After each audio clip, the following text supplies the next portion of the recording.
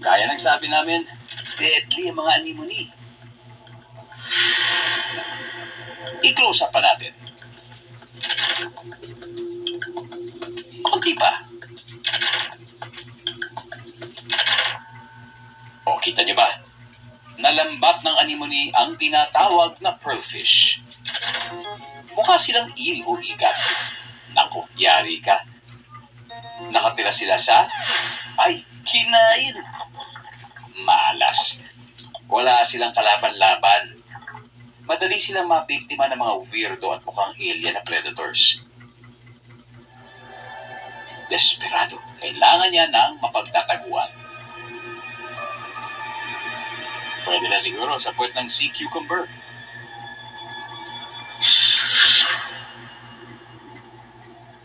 Huwag nang choosy ha.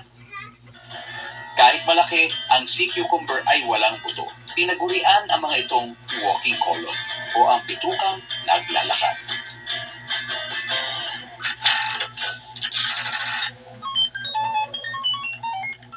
Simple lang ang pamumuhay ng mga sea cucumber.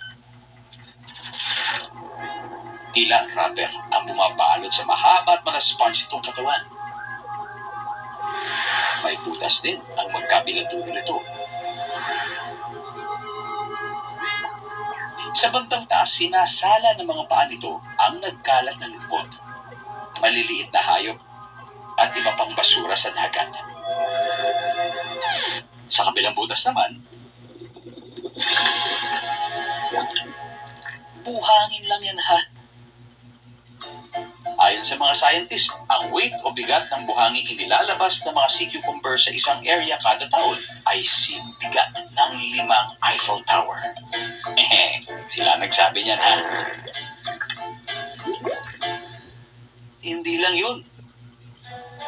May isa pang talent ang sea cucumber. Isang basic talent. Ang buhangin lumalabas dito ay may calcium carbonate. Ano nga ba ang kahalagaan nito? Pinabababa nito ang acidity ng tubig sa paligid at tumutulong din ito sa paglago ng mga koral. Sa madaling salita, malaki ang ambag nila sa kalusugan ng coral reefs. Kaibigan natin sila. Oops! Sa sobrang bait nga nila, pumapayag silang maging tambayan ng pearlfish.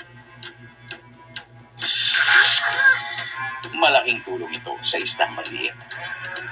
Ligtas ito doon dahil karamihan ng predators ay umiiwas sa sea cucumbers. Nandidiri kasi sila dito. Kapag namasyal sa ilalim ng dagat, kasama ng sea cucumber ang pearlfish.